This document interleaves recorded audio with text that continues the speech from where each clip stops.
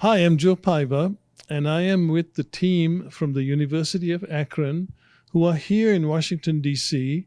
to participate in the 2024 student competition. They are also the winners of the four-year program competition. Congratulations.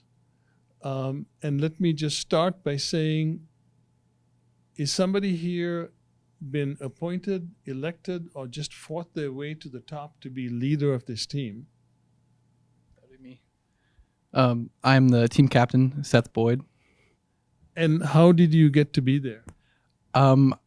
Well, I attended the competition last year, and I was kind of appointed captain by one of our professors. So just a show of hands, how many of you were here last year? Okay. Good. So some newbies and some old timers. So when you guys started to prepare for this competition, when did that happen? About the first of the year, spring semester, we started practicing and gathering as a team, and we put a lot of work in. So I'm glad it worked out for us, and we're just thankful our professors helped us out so much and pushed us. So did you have like a weekly schedule or a monthly schedule, and what kinds of things did you do? For about 3 months, we practiced twice a week. We try to do every Friday, get together. Not always we could all be together, but we tried our hardest and we did things on our own and gathered on our own. So, yeah. So from having observed the competition, I can see that there was a significant computation phase that had to be accomplished. How did you practice that, and did all of you practice in that part? Yeah, I mean, we all at least knew the basics, but we had two specific people who mastered the math portion, and we all kind of gathered around them and helped them with computations or whatever other numbers they needed read to them or numbers crunched while we were in the act. Now, these instrumentation that you used, surveyors probably for the most part stopped using them before you were born, and some of that stuff before your parents were born. So how did you get your hands on them, and how did you learn to use them effectively? Our professor, Miss Besh, actually knows a lot of people who have that equipment that I assume it was donated to us. We also brought, in particular, the Dumpy level to our PLSO, our State Society conference, and did a lot of asking there about just some tips on using it. That's a very creative way to get help from the greater surveying community. Congratulate you for that. So when you got to the site for the measurement parts of the competition, was it already decided who was going to be doing what, and how did you arrive at that if you did do that? Yeah, so since the first week we've been practicing, we pretty much have our roles appointed to us and like given to us. So yeah, we pretty much knew before the competition.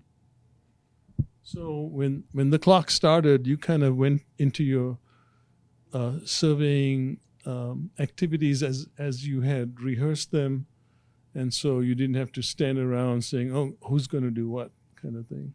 Very good, very good.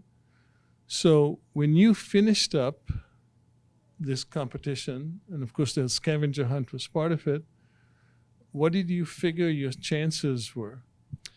We felt the first day we had the scavenger hunt, and we felt very confident on that. We found approximately 50 odd monuments throughout the Washington, D.C. area. The second day, the exercise with the T2s, we had to do a bearing intersect. That went very, very well. Me, along with Ashton behind me, we were in charge of the computations. They came out to be dead on, pretty perfect. The traverse with the chain, it could have gone better, but we had pretty accurate leg distances for the traverse. It went well. And then the dumpy level loop went phenomenal. We were only off 25 thousandths, so we did pretty good all in all.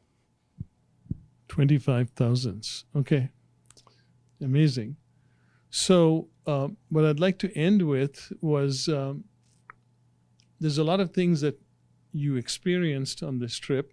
You know, the traveling here, the staying in Washington, the working on the mall, the scavenger hunt where you're experiencing parts of DC that probably a lot of tourists don't even see, meeting students from 24 other programs, a bunch of young surveyors who are, I think anyway, pretty amazing proctors. So of all of those things, I'm going to ask each of you, what is the memory that stood out to you that was most meaningful that you're going to take back? So I think probably the scavenger hunt the first day was we walked 15 miles, so that was pretty crazy. That's something I'm going to remember forever. The Sunday we went to Mount Vernon as a team. That was really neat because, after all, George Washington was a surveyor as well, and to see where he lived was pretty fascinating. For me, it's got to be probably Tuesday morning when we were running the computations after we turned the angles with the T2s, and we'd spent months working on those, and Seth and I's numbers lined up. It just felt like months of work had paid off. For me, we got to see the mini Washington Monument under the manhole, which was very cool. I don't think that's an experience many people get, and I don't know if I'll ever get it again, so that was very interesting. For me, it was pretty personal. I was in charge of preparing the field book, and I had prepared a hand-stitched field book, and not very many surveyors get to sketch up the Washington Monument. I don't believe there's very many people that get to do that, and I was honored to do that.